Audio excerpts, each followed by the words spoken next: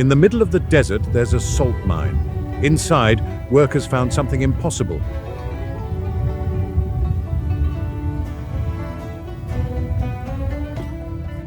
The preserved body of a man from 2,000 years ago, his face frozen in a grimace.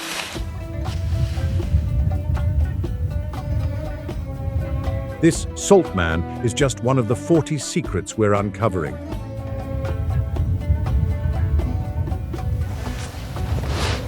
You see, Iran is a land of two faces. There's the one you see on TV, and then there's the one we're about to show you. A world of kaleidoscopic mosques with hidden spy holes, fiery mountains worshipped as gates to another world, and castles built by a mysterious order.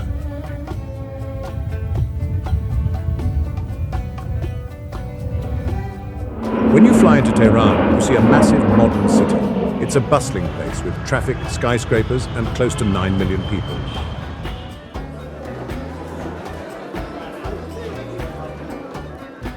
It feels familiar, like any other world capital. But what many overlook is that this city is built on layers of secrets.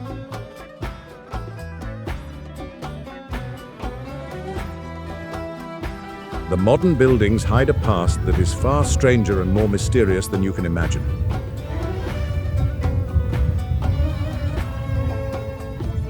We're not just talking about history, we're talking about hidden tunnels, buried artifacts, and whispers of the supernatural, all hiding right under the nose of the millions who live here.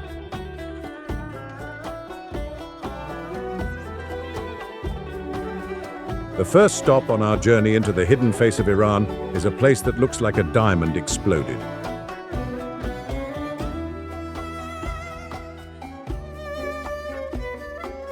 Welcome to the Golestan Palace. This is not just one building, it's a massive UNESCO World Heritage Site. It's a collection of 17 different palaces, museums, and grand halls, all built over more than a century, starting way back in 1789.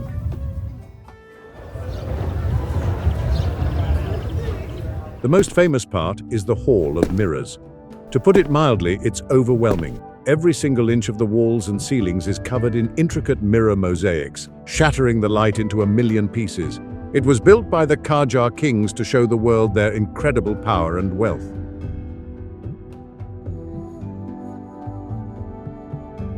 But here's the catch. All this dazzling light was just a distraction.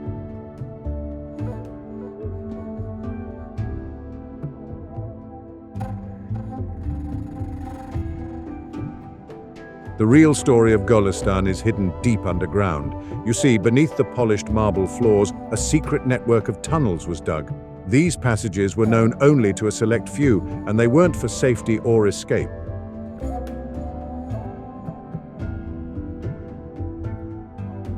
No, these tunnels connected the Shah's private chambers directly to the forbidden world of the royal harem.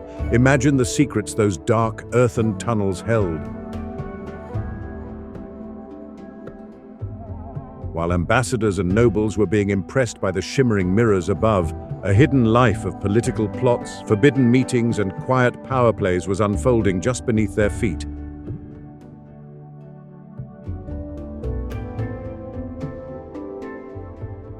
These tunnels were the real center of power, a place where secrets were currency and a whisper could change the fate of the empire. The palace's shiny face was just a mask for the hidden world below.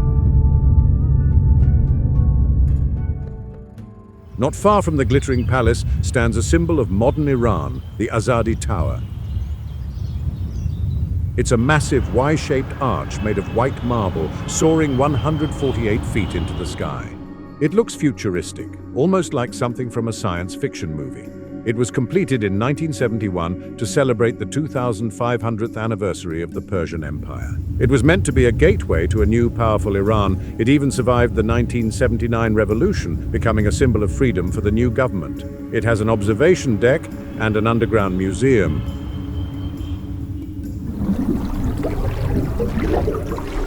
But the thing nobody tells you is what was found when they dug the foundations. The tower was designed by a student who won a contest, a fact that's already pretty amazing. But the hidden story is much older. As workers dug deep into the ground to build this modern marvel, whispers began to circulate. They said the excavation had unearthed something ancient, something that didn't fit the official history. The rumors claim they found pre-Islamic artifacts, relics from the ancient Zoroastrian religion that was practiced in Persia thousands of years ago. The story goes that these items were quickly hidden away, covered by the concrete foundations of the new tower. Was it just a rumor, or is the very base of this modern symbol sitting on top of a secret, much older power?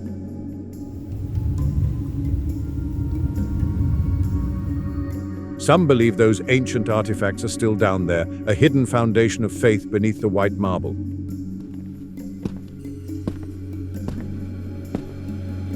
If you travel to the north of Tehran, up into the mountains, you'll find the Imamzadeh Saleh Shrine.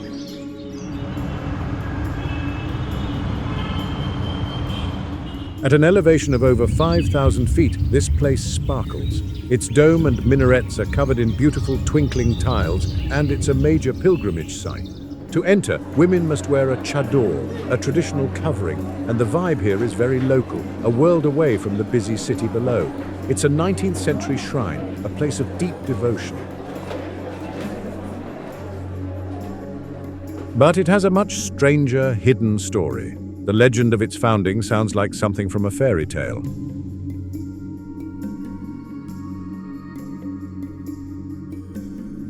In the 1800s, a traveler was guided to this exact spot by a mysterious glowing light in the mountains.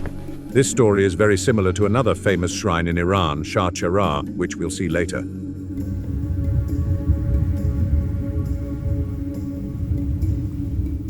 But here, the legend has a dark twist. Some locals don't just see it as a holy place, they whisper that the shrine was built on a portal for lost souls.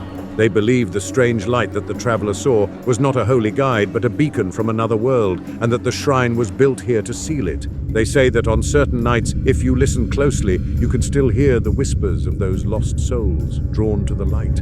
The secrets of the capital are deep, but they're just the beginning.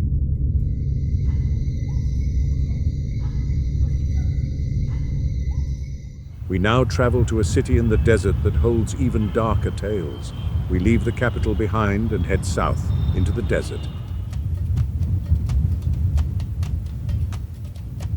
Our destination is Kashan, an ancient oasis city that was once a stop on the famous Silk Road. Today, it's known for its stunning historical houses, built by wealthy merchants hundreds of years ago.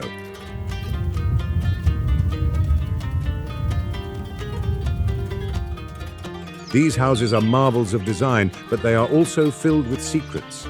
The people who built them were rich, but they were also afraid. They were afraid of bandits, rivals, and the harsh desert itself. And the precautions they took are, to put it mildly, extreme.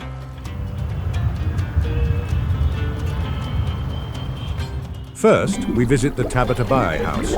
From the outside, it's just a high mud brick wall. But when you step inside, your jaw drops. It's a 19th century mansion with multiple courtyards, intricate frescoed walls, and beautiful stained glass windows that paint the floors with rainbows of light. It was all cleverly designed to stay cool in the brutal desert heat, using special towers called wind catchers that funnel breezes down into the rooms. It's a masterpiece of Persian garden design and a UNESCO site.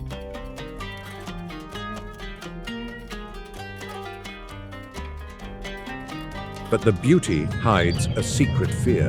The merchant who built this palace was terrified of desert raids. What many overlooked were the hidden passages. We're not talking about one small secret room. Legends say there is an entire network of hidden escape tunnels built under the house. These tunnels were designed for the merchants and their families to flee with their gold if bandits ever broke through the main gates. The amazing part? The full extent of these tunnels has never been found. Somewhere beneath this beautiful house, a secret maze still waits, a testament to the paranoia that came with being rich on the Silk Road. Just a short drive from the merchant's house is a place that proves beauty and darkness can exist in the same spot. This is the Fin Garden. It's the oldest existing Persian garden in Iran, dating all the way back to the 16th century. It's another UNESCO site, and it's easy to see why. It's a perfect vision of paradise, with long avenues of tall cypress trees, bubbling fountains, and beautiful pavilions. The water channels are a marvel of engineering, designed to symbolize the rivers of paradise mentioned in ancient texts. It is one of the most peaceful places in all of Iran.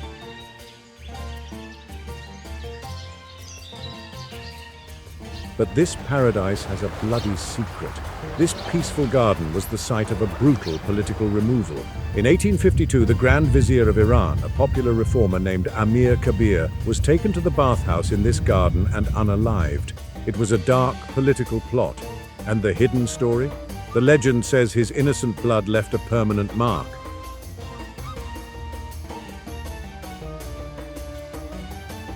Locals claim that the tiles in a hidden pool within the bathhouse are eternally stained with his blood. No matter how many times they are scrubbed, the dark red stain always returns. Visitors today still look for that pool, a dark reminder that even in paradise, human darkness can leave a permanent scar.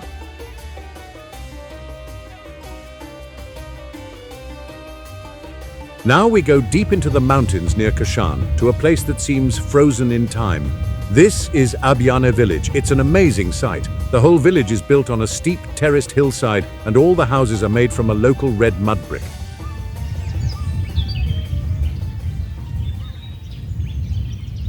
When the sun sets, the entire village glows a deep, fiery red. This village is old, more than 2,500 years old, and the people here have held on to their ancient ways. The locals, especially the women, still wear traditional, colorful attire that has its roots in the ancient Zoroastrian faith.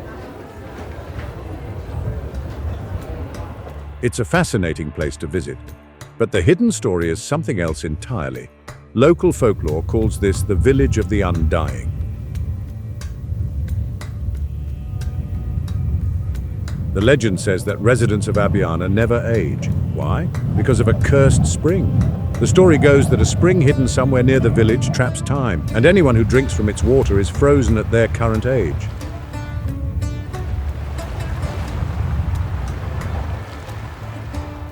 Is it just a story to explain the remarkable health of the mountain-dwelling locals, or is there something truly strange in the water? The villagers are quiet on the subject, but the legend of the timeless village persists, drawing people who are searching for their own fountain of youth.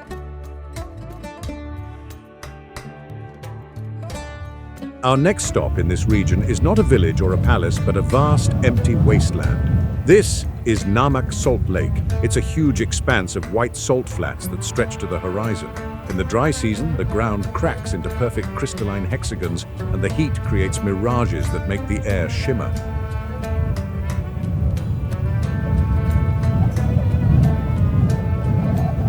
In the winter, shallow floods turn the entire lake into a surreal, perfect mirror reflecting the sky. It's beautiful, but also incredibly harsh. For centuries, this was a dangerous place to cross.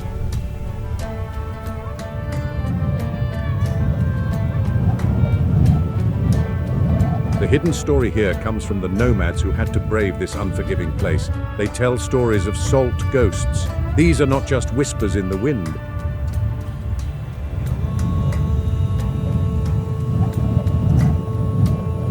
The nomads believed that entire caravans lost in sudden storms or overcome by thirst were perfectly preserved by the salt.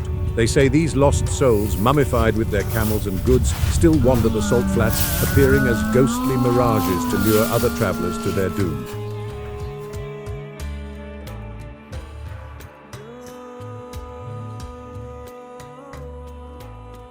It sounds like pure fantasy, right? But then, in other parts of Iran, archaeologists have found the salt men, ancient miners perfectly preserved by salt. Suddenly, the nomad tales of salt ghosts feel a lot more real.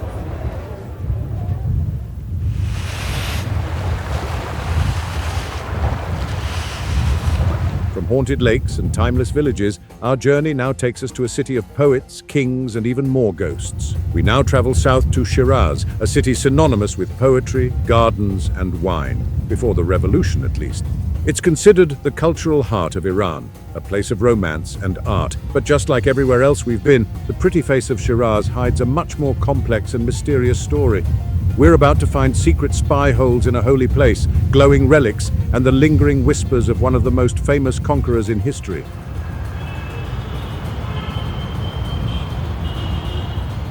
Our first stop is one of the most famous images of Iran, the Nasr al-Mulk Mosque, also known as the Pink Mosque. In the early morning, this place is magical. The prayer hall is filled with stained glass windows. When the sun hits them, they project a breathtaking kaleidoscope of rainbow light across the Persian carpets. It's like stepping inside a jewel. Built in 1888, it's famous for its pink tiles and its mix of Persian and European design. Millions of photos have been taken here, but what most people never see is the mosque's hidden secret, a story of royal scandal.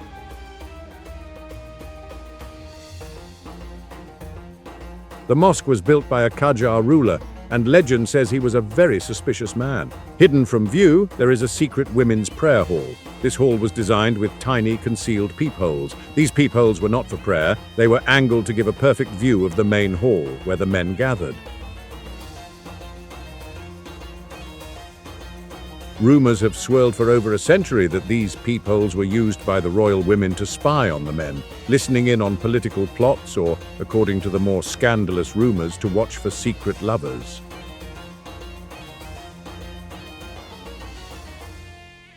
From a mosque of light and secrets, we go to one that shines with a different kind of light. This is the Shiraz shrine. To put it mildly, this place is on another level. The name means King of the Light.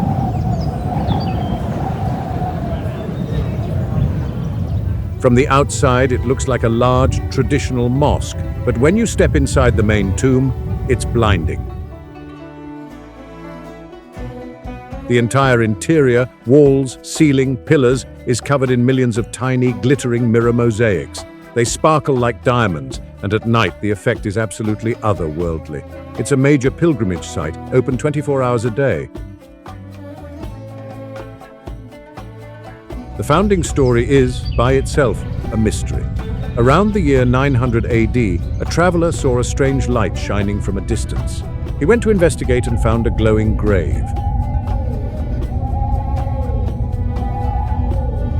When they excavated it, they found the body of an important Shia figure. But the hidden story is even stranger.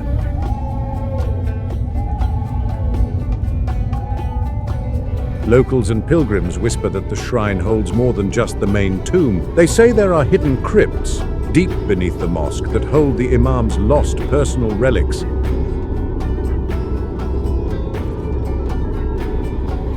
And the legend claims these secret relics still glow in the dark, and that this hidden light becomes brightest at midnight, pulsing with a holy energy that only the most faithful can feel.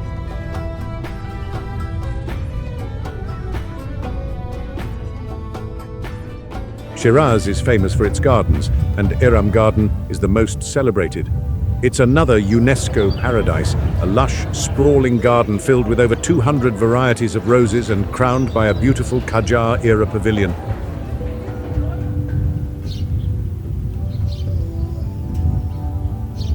The garden is ancient, and its centerpiece is a cypress tree said to be 3,000 years old.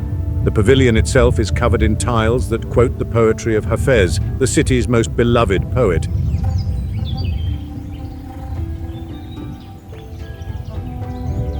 It's a place of peace, or is it? This garden has a hidden reputation. It's known as a Zand dynasty haunt. The Zand dynasty ruled from Shiraz in the 18th century. The local legend says that the ghosts of exiled poets, men who were forced out of the city by cruel rulers, return to this garden.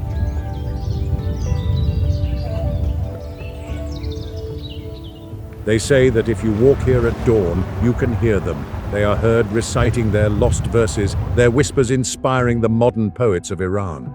It's said that some of Iran's most famous modern literature was secretly inspired by these ghostly recitations in the Iram Garden.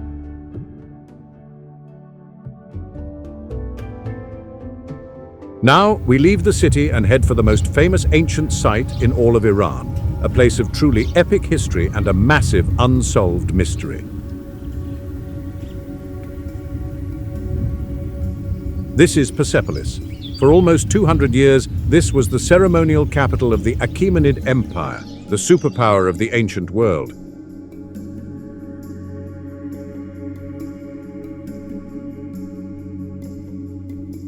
Built starting in 518 BC, this place was a statement.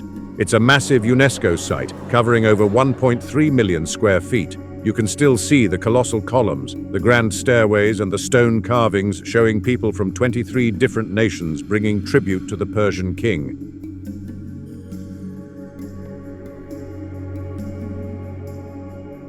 It was a symbol of power.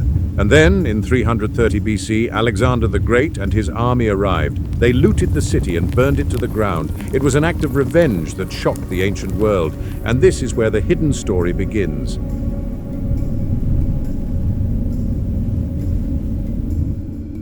The legend says that when Alexander sacked the city, his soldiers missed something. They missed the real treasure.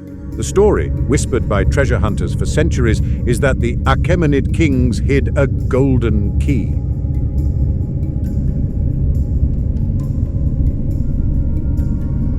This key supposedly unlocks a secret, unlooted vault, hidden somewhere beneath the ruins, filled with the lost treasures of the empire. Modern treasure hunters, armed with ancient texts and new technology, are still searching for it. Just a few miles from the ruins of Persepolis, there is another, even stranger site carved directly into the face of a mountain. This is Naqsh-e-Rostam. These are the tombs of the greatest Persian kings, including Darius the Great.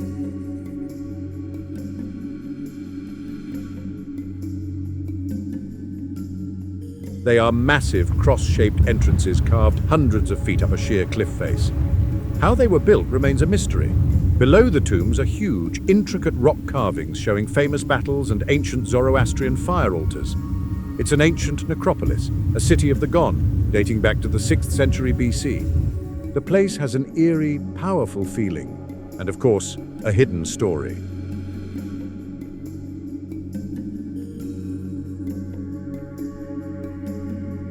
The site is known for its strange acoustics. Locals call it the place of the King's Whispers. If you stand in the right spot, the wind and the echoes bouncing off the cliffs sound like human voices. But the legend is more specific. It's said that the echoes in the tombs replay the sounds of the past, specifically ancient war cries and the screams of battle.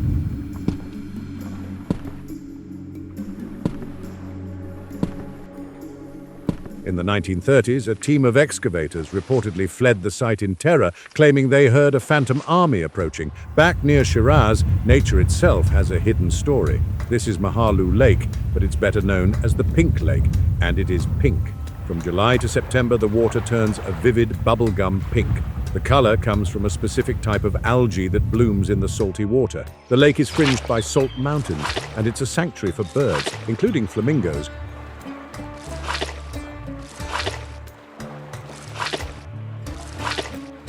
which only adds to the pink, surreal scene. It's a natural wonder, but the local legend offers a much more tragic explanation. The story says the lake was once a source for a rare pink dye used to color the robes of ancient royalty, but its color, they say, is not just from algae. The legend tells of a princess who, heartbroken over a lost love, fled into the desert and wept until she had no tears left, her sadness so deep that it stained the entire lake.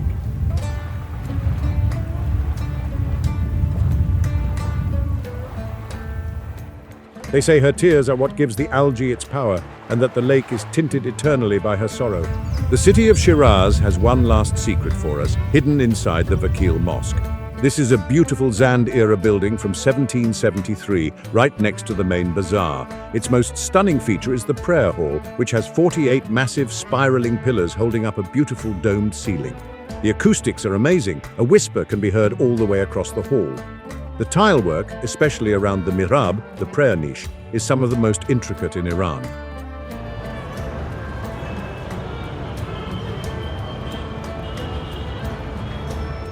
But what many overlooked is that this tile work might be more than just decoration. You see, the Zand dynasty was fabulously wealthy, but their reign was short and ended in chaos. A lot of their treasure was lost. The hidden story of the Vakil Mosque is that a secret map is encoded in the intricate tiles. It's not a map with an X, It's a complex cipher, a series of hidden scripts and symbols that, if decoded, supposedly reveal the location of the lost Zand treasure. Only a few people in history have ever claimed to decipher it, and the treasure has never been found.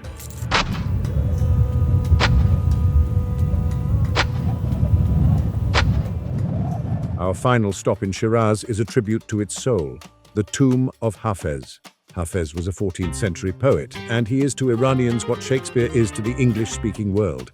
His tomb is not a sad place, it's a beautiful octagonal pavilion set in a garden of roses. His marble sarcophagus rests under a stunning mosaic dome. You'll see locals here at all hours, touching the tomb and reading his poetry.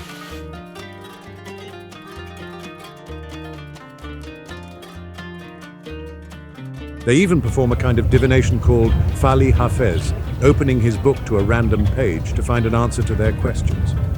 The love for Hafez is powerful, so powerful in fact that it has created a truly strange hidden story. The legend says the poet is not truly gone. They say Hafez's ghost still composes new verses. On nights with a full moon, his spirit is said to walk the rose gardens, and in the morning, new lines of poetry have been found, mysteriously etched into the garden stones or written on scraps of paper left by the tomb.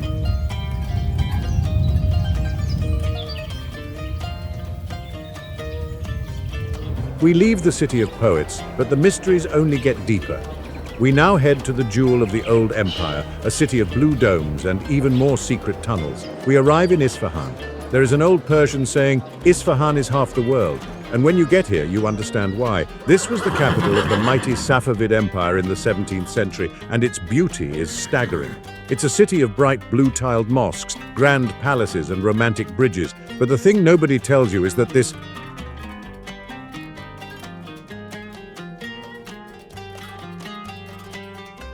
half the world is built on another secret half, a world of underground tunnels, cursed stones, and hidden alchemical labs. The heart of Isfahan is Naksh-i-Jahan Square. This is one of the largest city squares in the world, second only to Tiananmen. It's a UNESCO World Heritage Site, and it's massive. It was built in 1602 as a royal polo field, and you can still see the stone goalposts.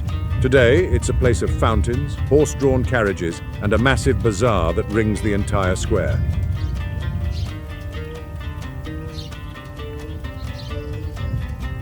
It's surrounded by two of the most beautiful mosques in the world and a grand palace. It's the public face of an empire, but it has a secret underside. You see, the Safavid Empire was built on trade, especially silk, and with trade comes smuggling. The hidden story of this grand square is that it was the center of a vast network of underground tunnels. These tunnels were not just for the royal family, they were commercial arteries built to smuggle silks, spices, and other goods, and according to some, spies, all across the empire, far from the eyes of tax collectors and rivals. What you see in the square was only half the business.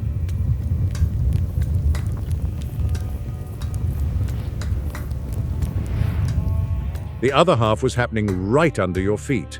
On one side of the square is a building that is almost perfect. It's the Sheikh Lotfollah Mosque. It's famous for its stunning cream-colored dome, which is covered in an intricate tile pattern that looks like a peacock's tail.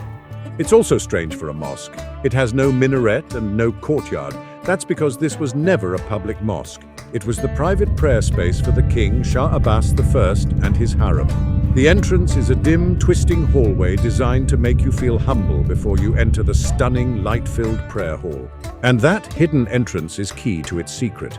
Because Shah Abbas was, to put it mildly, a very private man.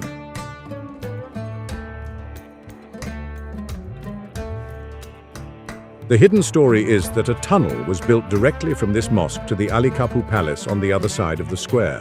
This tunnel was for one purpose, to allow the women of the Shah's harem to go to prayer without ever being seen in public. But the legend has a more romantic and slightly spooky twist. It's said the Shah also used this tunnel for his own secret meetings, and that at dusk you can still hear the faint echoes of laughter and whispers from the women who used this hidden passage.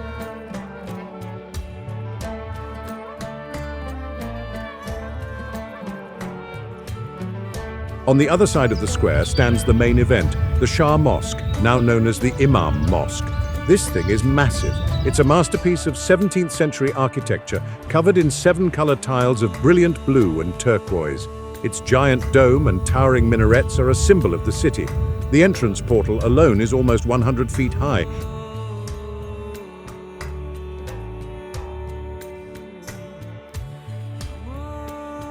It's a UNESCO masterpiece and is even featured on the 20,000 rial banknote. One of its most famous features is its acoustics. If you stand on a particular black paving stone directly under the center of the main dome, your voice will echo perfectly throughout the entire building. Priests use this spot to call for prayer, but this stone has a dark, hidden story. It's known as the Singing Stone. And the legend says it does more than just echo.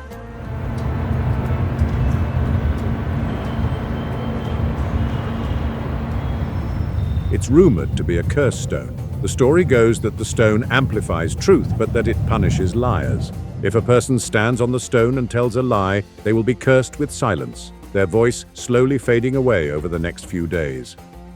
Just a short walk from the main square is another, quieter palace. This is Chehel Sotun, which means Palace of 40 Columns. It's a beautiful entertainment hall built in 1647, set in another perfect Persian garden. It's famous for an illusion. The front of the palace has 20 tall, slender cedar pillars.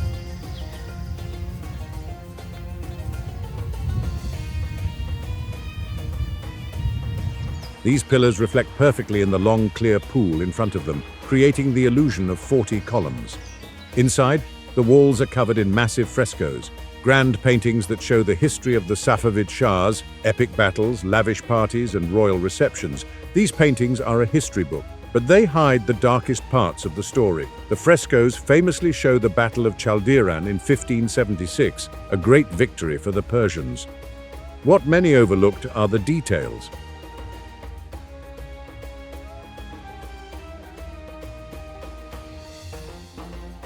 The hidden story is that the artists, on the Shah's orders, hid secret messages in the paintings.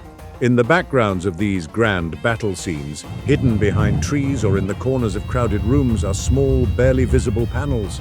These panels don't show victory. They show the secret, brutal executions of captured Ottoman spies and traitors, a dark warning to anyone who dared to cross the Shah.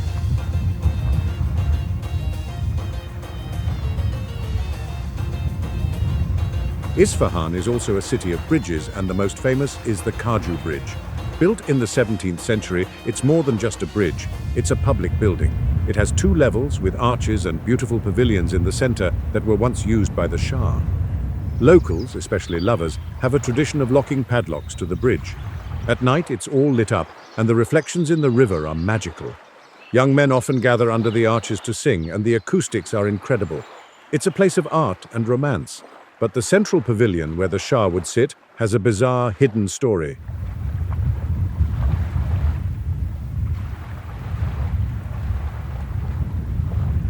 Shah Abbas II was a man of many interests, and not all of them were political.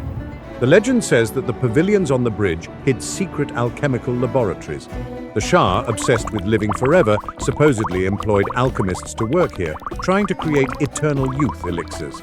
They say the river sound covered their strange experiments.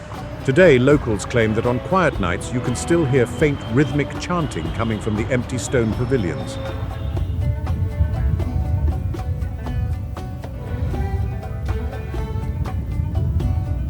Not all of Isfahan's secrets are Persian. In the south of the city, you find the Armenian quarter called New Julfa, and here you find the Vank Cathedral. It's a stunning and strange building. From the outside, its gilded dome looks like a Persian mosque, but inside it's a Christian cathedral, and every inch of the walls is covered in vivid, colorful frescoes depicting biblical stories, including very graphic scenes of heaven and hell. It was built in 1664 for the 300,000 Armenians who were forcibly resettled here by Shah Abbas. The cathedral is a monument to their resilience.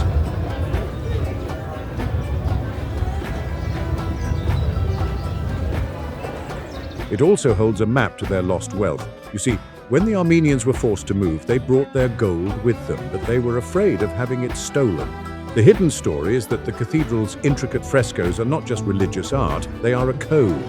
It's said that maps to the locations of lost Armenian gold, smuggled during the Safavid deportations, are encoded in the paintings. The secrets are supposedly hidden in the eyes of the saints and the patterns on their robes, a secret map that only the faithful could read.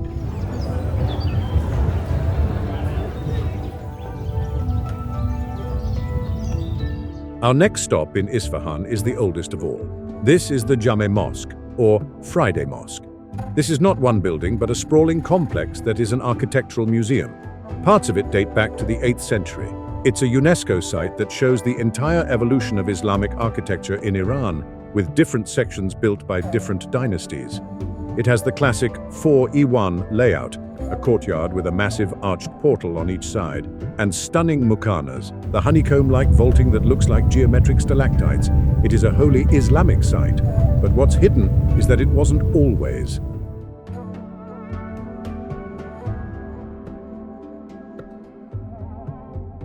The thing nobody tells you is what lies beneath the foundations. Archaeologists have confirmed that this massive mosque was built directly on top of something else, an ancient Zoroastrian fire temple. This was a place where a sacred flame was kept burning for centuries. And the hidden legend? The legend says the original pre-Islamic fire was never truly put out. Locals whisper that deep beneath the mosque, the ancient flames spontaneously reignite during the solstices, a sign that the older power is still sleeping, waiting under the new faith.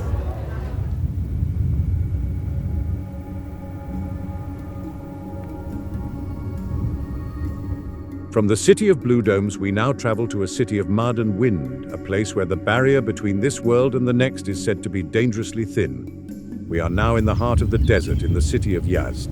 This city is the desert. It's one of the oldest continually inhabited cities on Earth, with a history going back 5,000 years. The entire old town is a UNESCO World Heritage Site, a sprawling labyrinth of mud brick alleys, ancient houses, and iconic badgers or wind catchers.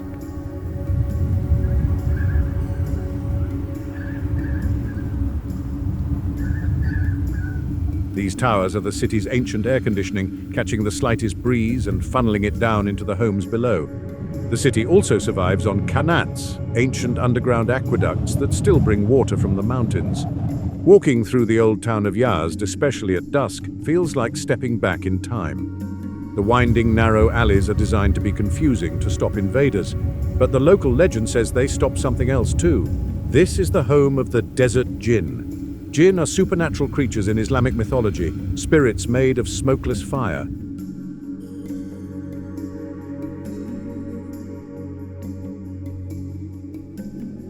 The hidden story of Yazd is that these alleys were designed to trap and confuse the jinn, who are said to ride the desert winds.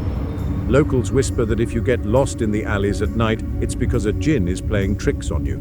They say the wind whistling through the wind catchers is not just wind, it's the sound of the jinn, whispering forgotten Sassanid spells. In the center of Yazd, you'll find the Amir Chakmak complex. It's a stunning 3-story facade with tiered, sunken alcoves that glows a brilliant orange at night.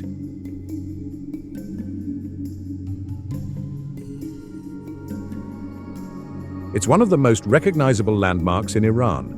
Built in 1438, it was not a building, but the grand entrance to a square that included a mosque, a bathhouse, and a bazaar. Today, it's a popular gathering spot, famous for its kebab stalls and sweet shops. It's a beautiful, bustling place. But it has a very strange, hidden story connected to the Mongol invasions that devastated this region. The legend says that when the Mongols were sweeping across Persia, the terrified people of Yazd hid their wealth. But they didn't just bury it, they supposedly hid caches of coins in secret crypts beneath the Amir Chakmak square, and to protect their wealth they had a magician place a curse on it.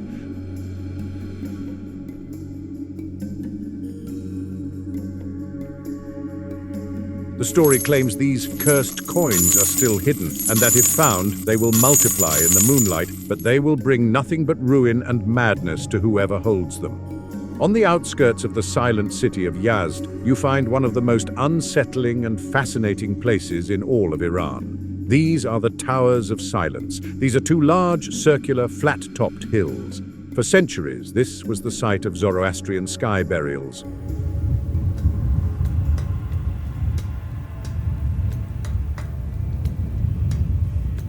You see, in the Zoroastrian faith, a body is considered unclean, and it cannot pollute the sacred elements of earth or fire.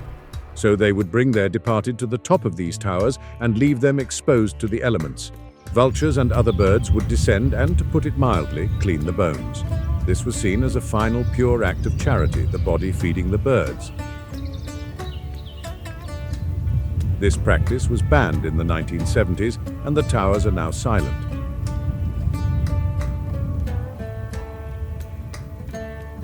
But their hidden story is not about the past. It's about a forbidden practice that continues. The Zoroastrians had priests who were known as bone oracles. After the birds had done their work, these shamans would climb the towers and read the future in the patterns of the scattered bones. This was, of course, also banned. But the legend says the practice never stopped. Some claim that secret rituals are still revived, with believers climbing the towers on dark nights to read their fate in the ancient scattered remains. We have seen the secrets of the cities, but now we must face the great empty spaces. We are heading into the void, to a place of crushing heat and impossible mirages.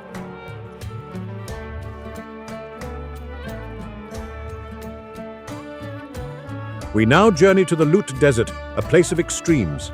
This is a vast, unforgiving landscape in the Kerman province. And when we say extreme, we mean it. The Lut Desert is officially the hottest place on Earth. In 2005, a NASA satellite recorded a ground temperature of 160 degrees Fahrenheit. That is hot enough to fry an egg on the sand. This desert is also home to the Kaluts, massive wind-eroded clay towers that stand like forgotten skyscrapers.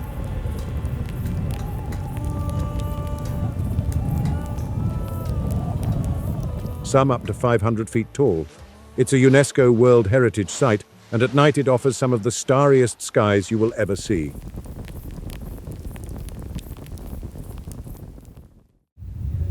But this deadly beauty has a terrifying reputation. This place is known as the Genie City. The winds that carve the clay towers also create strange whistling noises.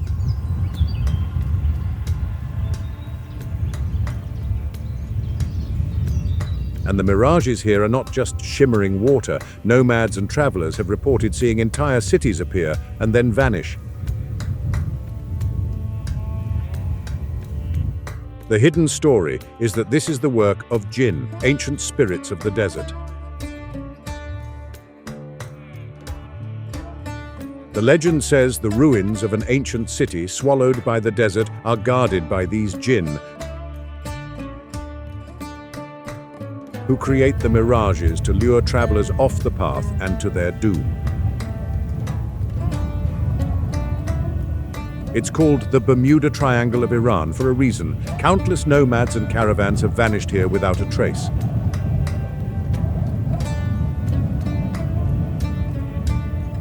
On the edge of this vast desert stood one of the wonders of the ancient world, Arg-e-Bam. This was the largest adobe mud brick building in the world. It was a massive citadel covering over 2.3 square miles with high ramparts, bazaars, mosques, and homes. It was a key stop on the Silk Road, dating back to the 6th century. It was a living, breathing medieval city made entirely of earth. And then, in 2003, tragedy struck.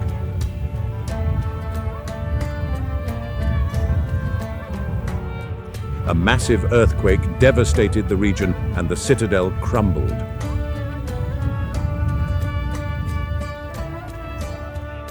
Over 26,000 people in the new city of Bam lost their lives. The citadel was almost completely destroyed. Today, after a massive international effort, about 70% of it has been restored.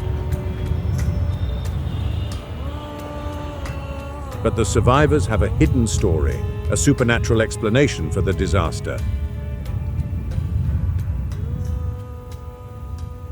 The legend is known as the earthquake curse. It's said that the citadel was haunted by pre-Islamic ghosts.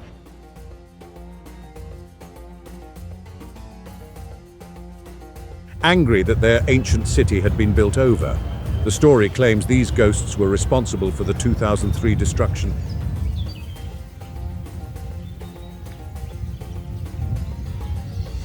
And that they deliberately spared the very heart of the citadel as a final terrifying warning.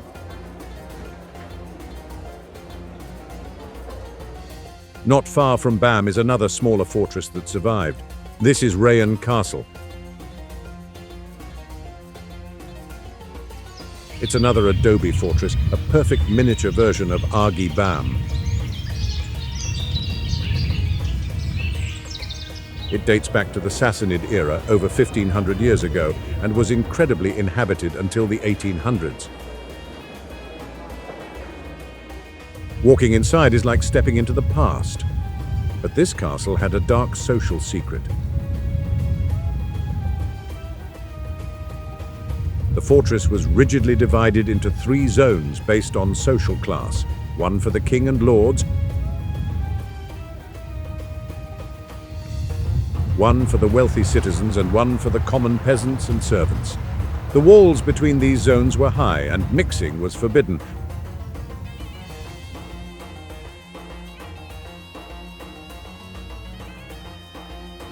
But of course, that didn't stop people. The hidden story of Rayan Castle is one of forbidden love. It's said that secret passages were built not for war, but to allow class-jumping lovers to have secret meetings. These trysts between lords and commoners were a dangerous game, and the passages are still rumored to echo with the whispers of these secret romances.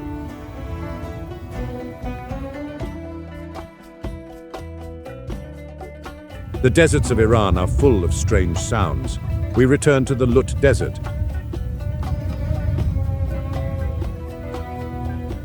To a specific area known as the Shardad Kaluts. These are the Yardangs, the giant wind-sculpted spires we talked about earlier. They look like an alien city. A forest of sand and clay spires rising from the endless salt flats. The mirages here are powerful, often creating the illusion of ghost cities on the horizon at noon. This is one of the most silent places on Earth, until the wind picks up.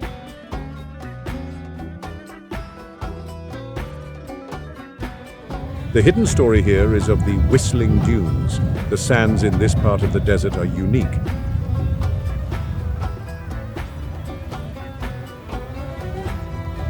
When the wind blows, the grains rub together in a way that creates a deep moaning or whistling sound.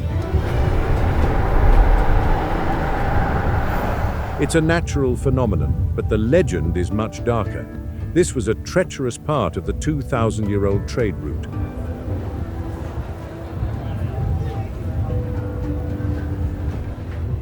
The legend says the dunes are not whistling, they are singing. They are singing the funeral dirges for the thousands of traders and camels who were buried alive here in sudden, violent sandstorms.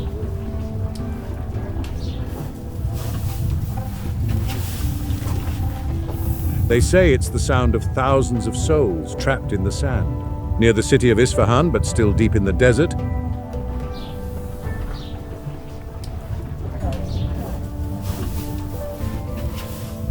is the Varzanye Desert.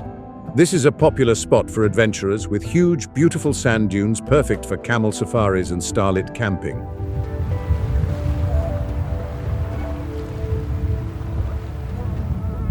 It's next to another massive salt lake, the Gavkuni Basin, where salt crystals crunch under your feet.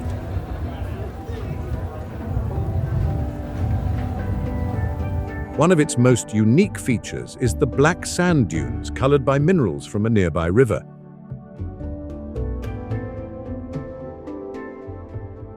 It's a place of adventure.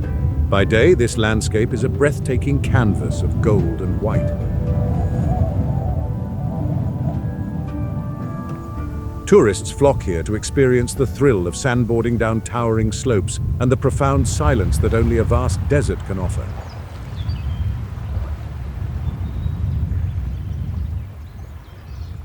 The sky at night, far from the lights of Isfahan, is a glittering tapestry that seems close enough to touch.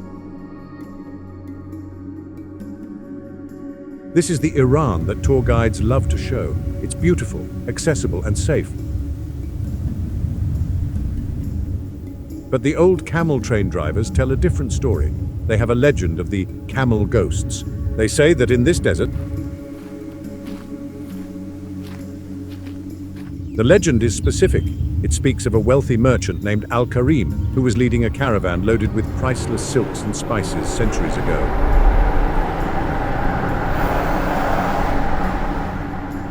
They were caught in a shabby tariq, a dark sandstorm that lasted for 3 days and 3 nights.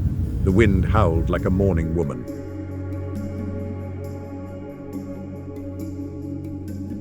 And the sand blotted out the sun. Their water ran out. Their guide, blinded by the stinging sand, eventually confessed he was lost. One by one, the men and animals began to collapse. Just as Al-Karim was taking his last breath, surrounded by his failed fortune, he prayed not for wealth but for water. It is said his prayer was answered. He saw a shimmering, ghostly camel on the horizon.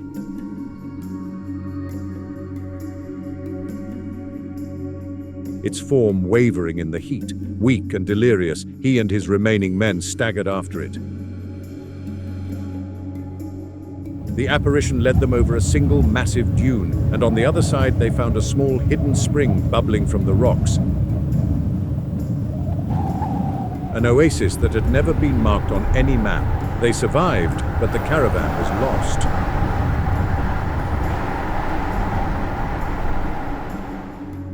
Now, the legend insists these are not evil spirits. The ghostly camels are the spirits of Al-Karim's lost caravan.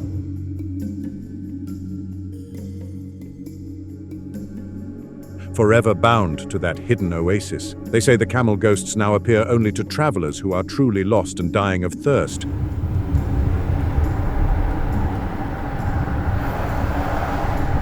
Guiding them to these hidden springs of water that no map has ever marked. It is a story of hope.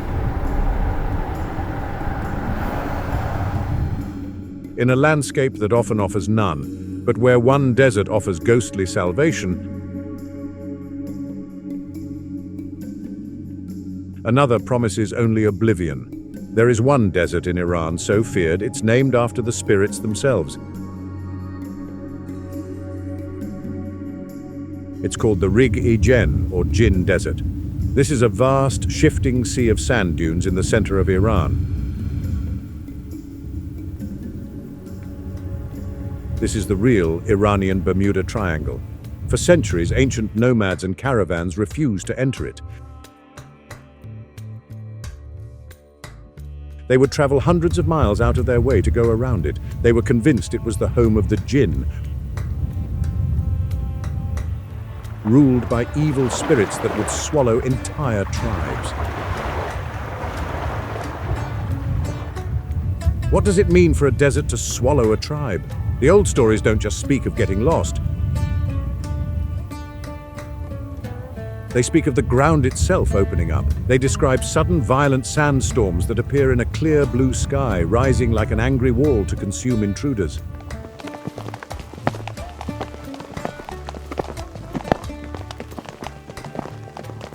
Legends tell of entire armies vanishing, not just the people, but their animals, their tents, and all their possessions.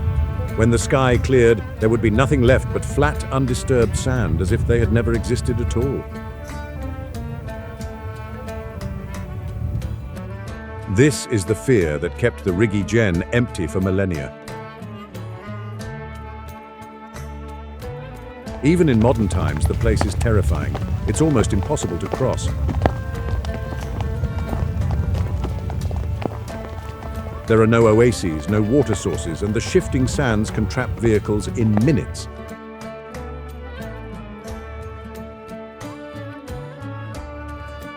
Dozens of people vanished here in the pre-20th century. The most infamous modern story involves a European Geological Survey team in the 1990s.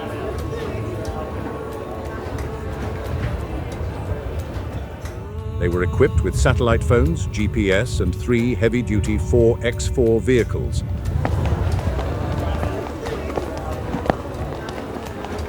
They entered the Rigi Gen, planning to be the first to map its center. Their first satellite call, 2 days in, was frantic. The team leader reported that all their navigation equipment was failing simultaneously. The GPS showed them in the middle of the Persian Gulf, hundreds of miles away. Their magnetic compasses were spinning uselessly. He also reported that his team was hearing a low, rhythmic drumming sound, despite being completely alone.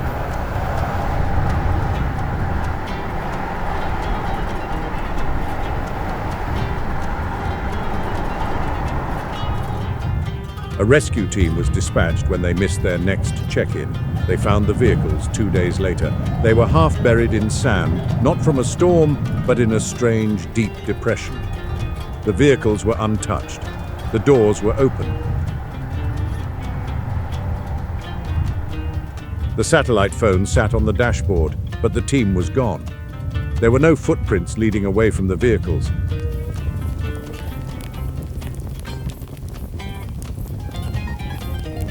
It was as if they had been lifted straight into the air. The hidden story is more than just superstition. Travelers who have crossed it with modern GPS and equipped convoys report these strange, unexplained magnetic anomalies that make compasses spin wildly.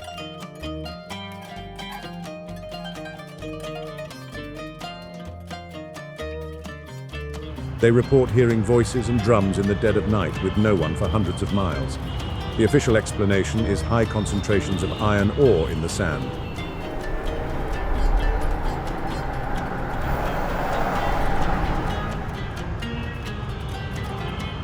But the locals know the truth. The legends say these are not just dunes. They are a borderland. They are portals that the jinn use to observe our world, and sometimes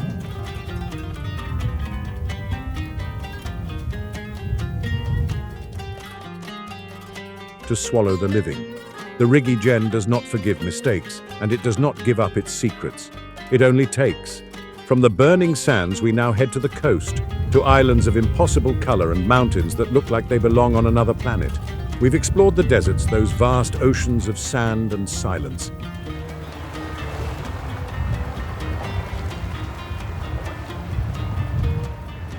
Now we head south to the Persian Gulf, a region of intense, suffocating heat, humidity that clings to you like a second skin, and legends that are even more intense. This is a land of genies, lost souls, and gates to other worlds. Our first stop is a place that has to be seen to be believed. A teardrop of impossible color in the turquoise Gulf, Hormuz Island. This place is called Rainbow Island. And that is not an exaggeration.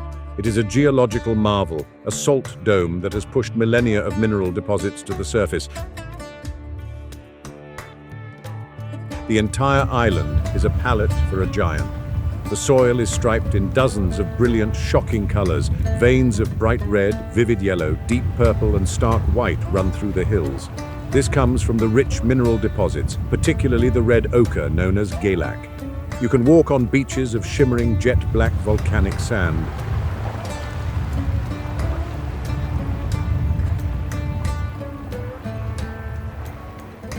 Then turn a corner to find a cave whose walls glitter with salt crystals, and then find yourself on a shoreline where the red earth meets the blue water, staining the tide crimson. But this rainbow has a dark, hidden story.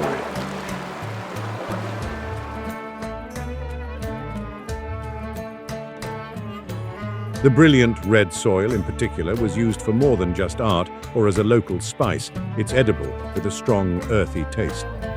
The island has a tragic past, a history of recurring plagues and sicknesses that would sweep through the small villages, likely carried by the very trading ships that sought the island's minerals.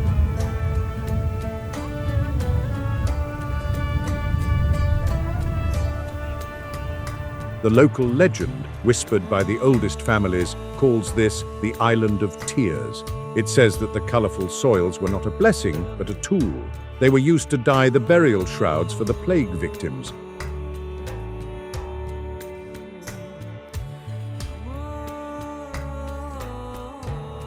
Each color symbolized a different lost soul, the white for a child, the yellow for a mother, the deep purple for a fisherman lost at sea, and the brilliant red for a young warrior.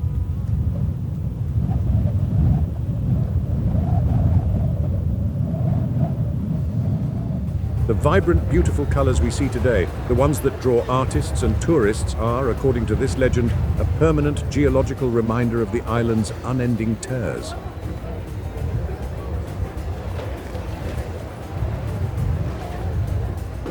From Hormuz, our journey takes us to another larger island in the Gulf, a place where the earth itself seems to have been sculpted by alien hands, Keshem.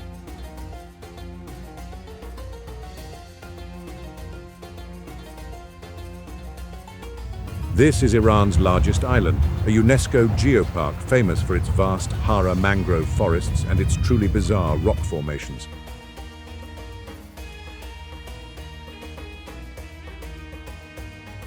The most famous is the Valley of Stars, or Stareftada.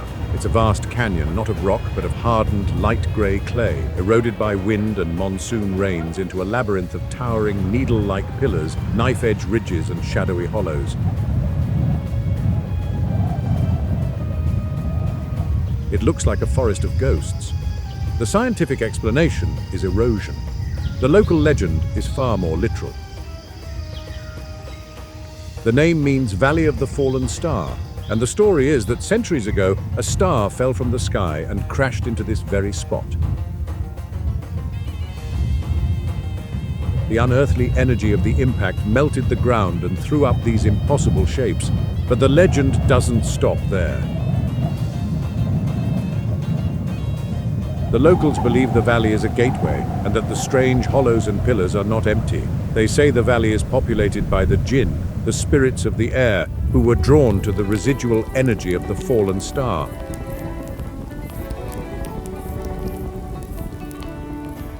They claim that to walk in the valley after sunset is to walk among them, and that if you listen to the wind whistling through the pillars, you are not hearing wind at all. But the whispering conversations of these invisible beings, the vast mangrove forests nearby, they are known as the lungs of the jinn, the place where these spirits breathe. Moving to the far southeastern coast, near the border with Pakistan, we find a landscape that is truly alien, a place that connects the legends of Keshem to the mainland.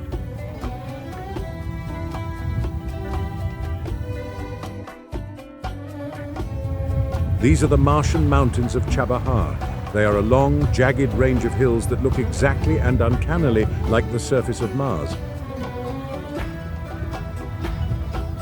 The layers of red, black and grey coral limestone have been eroded by wind into bizarre, surreal shapes, with sharp peaks and deep shadowed valleys. The silence here is absolute, broken only by the sound of the wind. The most amazing part? These mountains are filled with the fossils of sea creatures, proof that this entire area was once at the bottom of the ocean.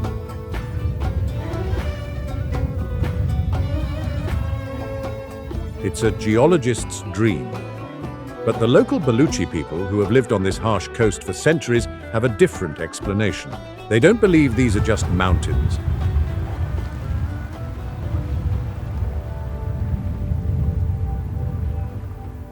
The hidden story here is of alien fossils. Locals claim the mountains are not from Earth. They tell tales of a time, long ago, when a star, perhaps the same one from the Keshem legend, fell from the sky and crashed into the ocean, creating these mountains from the seabed it displaced.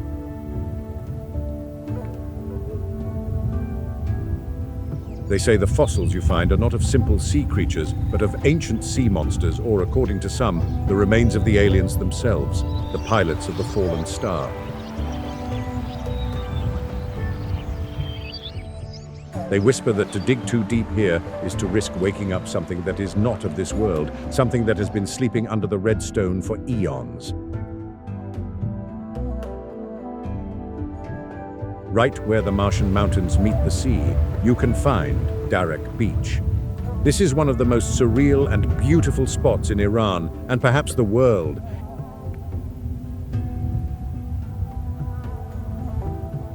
It's a place where the desert literally meets the sea. On one side, you have towering golden sand dunes, part of the vast inland desert.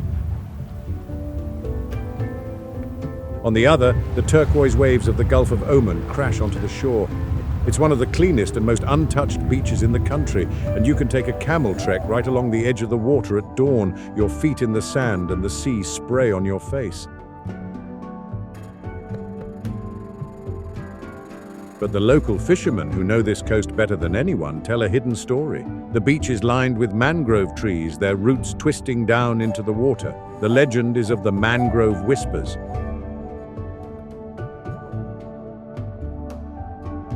Fishermen claim that the souls of shipwrecked sailors, lost in the treacherous rocky waters off this coast, became trapped in the intricate roots of the mangroves. They say that if you get too close to the trees at high tide, when the water is rushing through the roots, you can hear them. They don't just whisper, they murmur the sailors' final words, their regrets and their warnings. The legend says they try to lure other fishermen astray to draw them onto the rocks so their souls can join them in the roots, a ghostly chorus trapped between the desert and the sea. From the coast, we travel inland into the heart of the Zagros Mountains to a place that looks like a frozen alien world. This is the Jashak Salt Dome, or Ku-e-Namak. It is quite literally a mountain of salt, a massive glacier of pure white salt that has punched through the Earth's crust. It covers over 3,000 hectares. Hiking here is a surreal experience. You are surrounded by blindingly white salt rivers, delicate salt stalactites in crystal caves, and even salt waterfalls, where the salt has flowed like thick liquid and then hardened. The air is sharp and sterile. The scientific explanation is diaperism. The local legend is one of heartbreak. It's the story of the Salt Bride. As the tale goes, a beautiful local princess was betrothed to a cruel and powerful warlord she despised.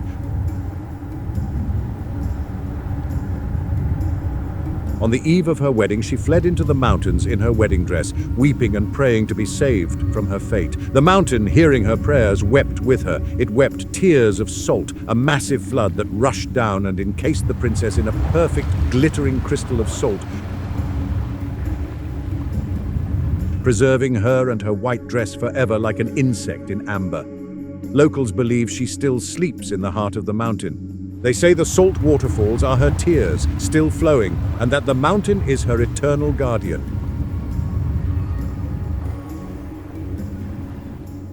To take salt from this mountain without showing respect, they warn, is to risk the Salt Bride's curse, that your heart will harden and you will, like her, turn to stone.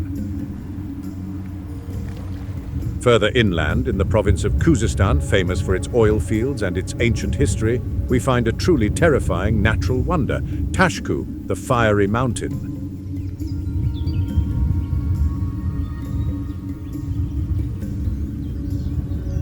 This is not a volcano. It is a hill that is on fire. Natural gas and sulfur vent from cracks in the ground, and these flames have been burning continuously since antiquity.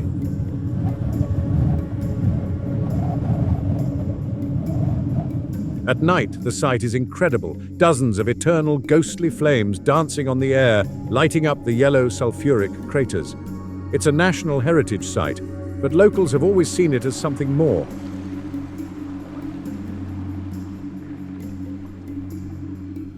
They call it the Gate of Hell.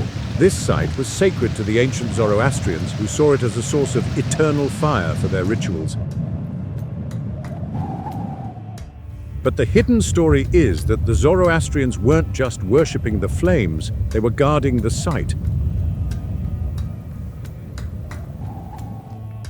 They were the Magi, the ancient priests, and they believed the visible flames were just a warning, a leaking pressure valve.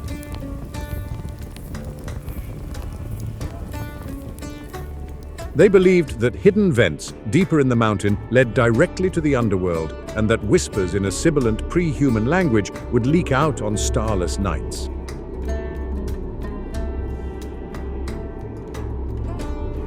They performed sacrificial rituals here not to worship the fire, but to appease whatever was trying to get out, to use the sacred fire to seal a gate that was never meant to be opened.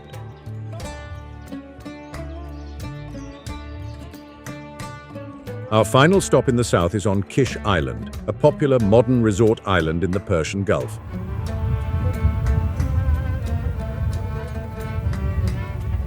It's a free trade zone full of glittering shopping malls, luxury hotels, and immaculate beaches. It's Iran's version of Dubai, a place of modern secular leisure. But even on this modern, tourist-friendly island, an ancient terror lurks just beneath the surface.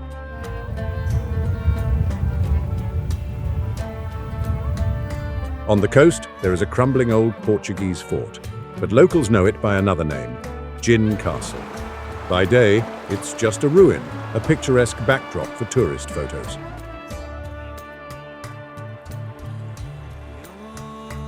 But to put it mildly, no one goes near it at night. The hidden story is terrifying.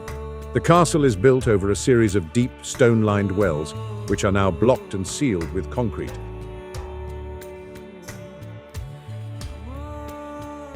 Locals say that after sunset, horrific guttural howls and bone-chilling screaming can be heard coming from inside those sealed wells.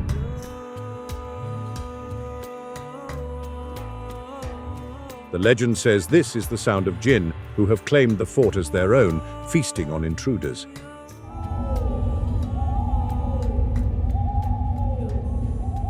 Fishermen and resort security guards have reported finding unexplained non-human footprints in the sand around the castle at dawn.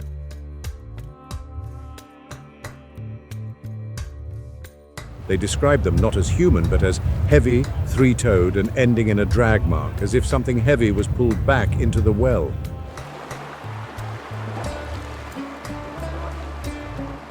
The most terrifying part of the legend is that the jinn don't just attack.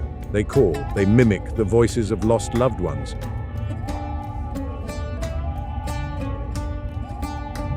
Trying to lure the curious or the grieving to the edge of the sealed wells. The castle is a place of daytime tourists and nighttime terrors.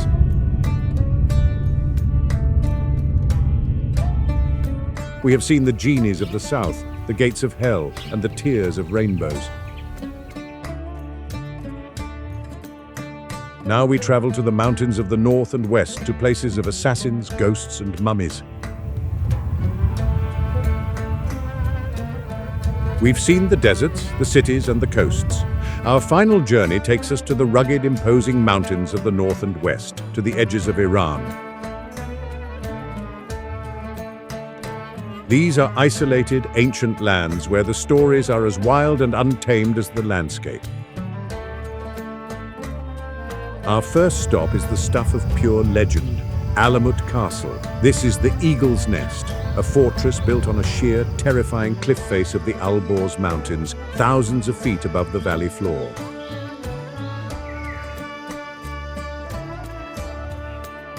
Just getting here is a difficult, breathless hike up narrow, windswept stairs carved into the rock. This was the stronghold of the Hashashin, the Order of Assassins, a mysterious and feared sect that operated in the 11th century.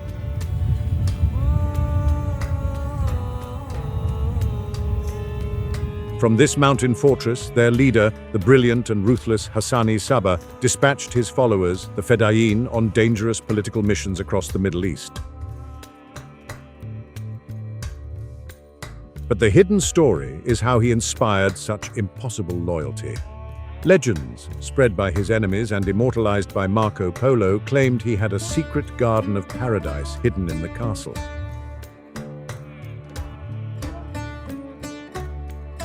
He would supposedly drug his new recruits with a potent potion of hashish, bring them to this hidden garden filled with fountains of wine,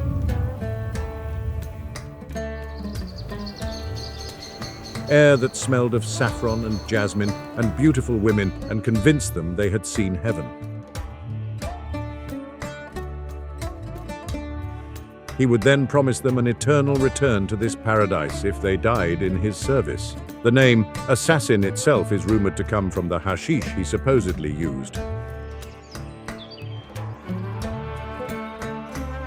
The counter-legend, whispered among the mountains, is even stranger, that the garden was real, but it was a pocket of paradise that Hassani Saba found, not made, a tear in reality he learned to control, and he was its prisoner as much as its master.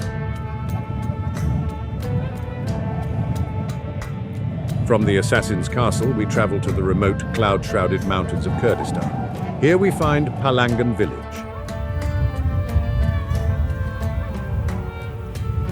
This village is an architectural marvel, a place that seems to grow organically from the stone. It's a tiered, cascading village of clay and stone houses built straight into the side of a steep valley.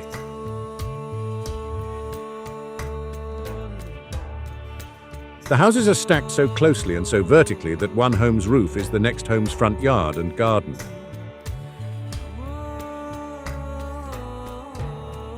The whole village looks like a natural amphitheater with a river rushing through the bottom of the valley. It's an ancient style of Kurdish architecture, and in the spring it's surrounded by waterfalls. It's beautiful, but the land it's built on has a dark secret.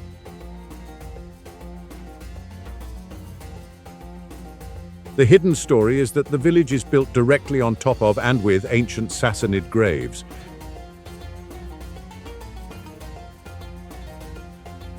The villagers have known this for centuries, and they have a legend of the hanging ghosts.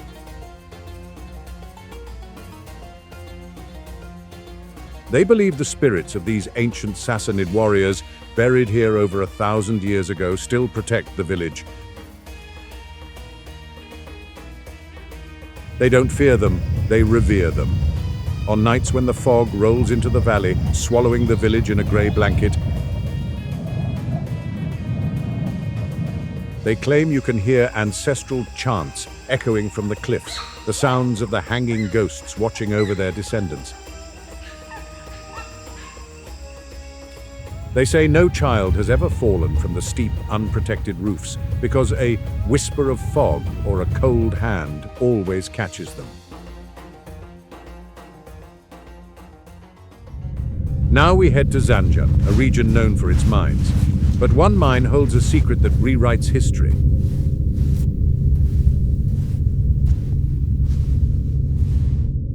This is the Cherabad salt mine. In 1993, miners were excavating salt when they found something that shouldn't be possible. It was a human head, perfectly preserved by the salt, with a long plaited beard, a single gold earring, and wide staring eyes.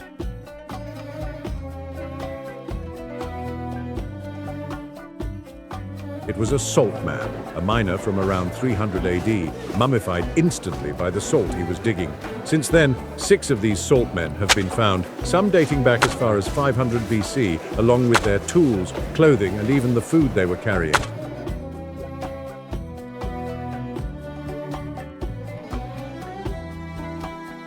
They are the only salt mummies in the world, but one of these mummies has a hidden story that is truly bizarre.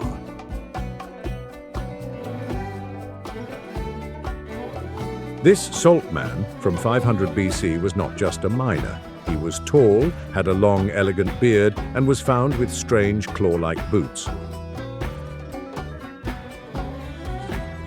These boots were a practical mining tool, made from the untanned hide of a mountain goat, hooves and all, to give him better grip on the salt. The legend says that stories of this salt man, passed down by miners, spread across the ancient world via the Silk Road. The rumor is that these stories of a bearded man with goat-like legs, the boots, and an earring found deep in a mountain eventually reached Roman legionaries stationed in Parthia. The story, now twisted and exaggerated, inspired or at least heavily influenced the Roman and Greek myths of the satyr, the half-man, half-goat creature of the woods. This ancient, preserved miner tragically killed in a tunnel collapse may be the real-life source of a terrifying and whimsical myth. From the salt mines, we head east to the province of Azerbaijan, to the shrinking shores of Lake Urmia. This was once the largest saltwater lake in the Middle East, a vast inland sea. Today, due to drought and climate change, it is shrinking, leaving behind thousands of square miles of cracked, white, glittering salt flats.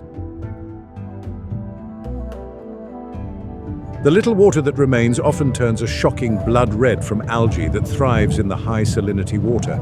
It's an ecological tragedy.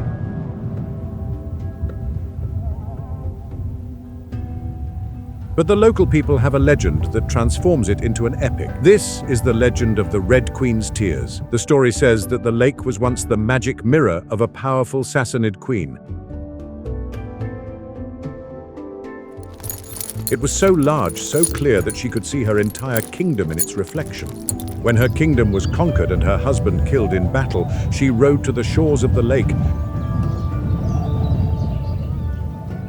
shattered the mirror with her sword in a fit of grief, and the lake shattered with her. The water began to disappear, shrinking just as her power had. The blood-red algae that blooms in the water. Locals say these are the last drops of her blood, staining the lake with her sorrow. To walk on the vast salt flats at sunset, they say, is to walk inside her broken, empty heart. And if the wind is right, you can still hear her weeping. We journey now from the bustling cities and ancient ruins to a place that modern maps recognize, but ancient fears claim. Our next stop is perhaps the most frightening of all. We travel to the northeast, near the holy city of Mashhad, a place of pilgrimage and prayer.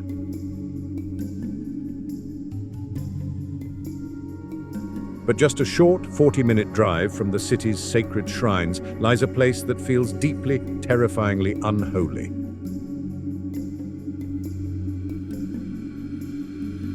It's a place locals whisper about, a place known as the Scream Forest of Sarbaj.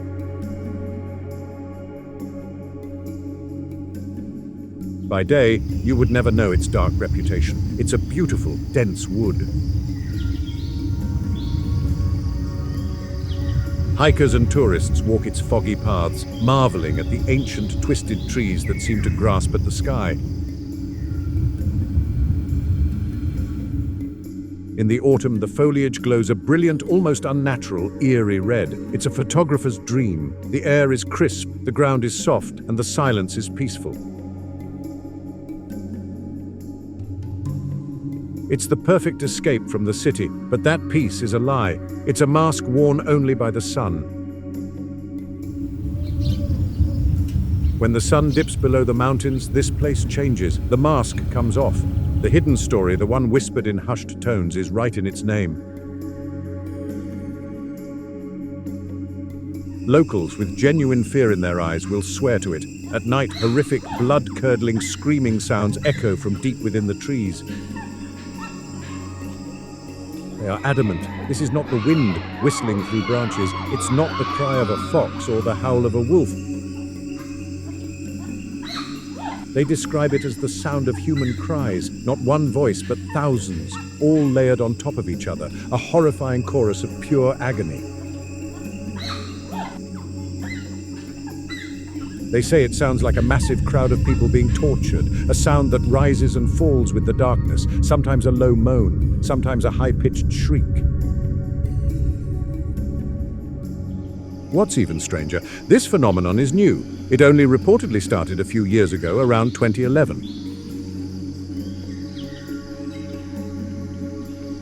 The forest was silent for centuries, and then suddenly it wasn't. Naturally, experts have tried to debunk it. They've offered logical, scientific explanations. Some claim the noise is caused by a specific, rare type of cicada that swarms in the millions, their mating call amplified by the valley's acoustics. Others suggest it's the wind rushing through a newly dried-up riverbed, creating a natural, flute-like resonance. But the locals don't buy it, not for a second. They say no insect on Earth can sound that human, that full of recognizable pain. They believe the forest is possessed. They believe the screams are from trapped spirits or perhaps something worse, demons. The most popular local legend says it all started when a new construction project nearby, digging foundations for a small building, unearthed something terrible. They found an unmarked mass grave. No one knows who they were. Some say they were victims of a forgotten plague buried in haste. Others whisper a darker tale. That this was the site of a long-forgotten battle from the Mongol invasion, a place of terrible slaughter. The legend says the digging disturbed their rest, and the homeless, terrified spirits fled to the only sanctuary they could find.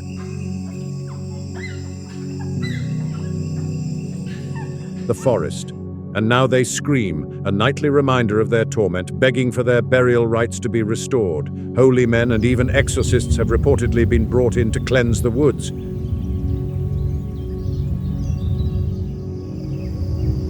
But the locals say they don't stay long. They flee the forest, pale and shaken, refusing to ever return. They all say the same thing. The power in that forest is too old and too many. From the haunted palaces of Tehran to a forest that screams in the night, from the fiery genies of Kish to the tragic salt bride of Jashak. We have just seen a side of Iran that is almost unbelievable, a land that exists just beneath the surface of the modern world. This is a land of curses and whispers, of sacred fires and sleeping ghosts. A land of alien mountains that seem to drop from the sky and broken hearts turn to pillars of salt. The daily headlines tell one story, a story of politics and modern conflicts, but the land itself, the ancient, powerful and mysterious land, tells another. It is a story far older, far stranger, and as the screams in Sarbaj prove, far more terrifying. This is the true hidden face of Iran. They say a place is only as haunted as its history. After seeing this, you have to wonder, are these just stories, or is Iran a land where the past never truly passed? Thanks for watching. If you want to see more hidden secrets, like and subscribe.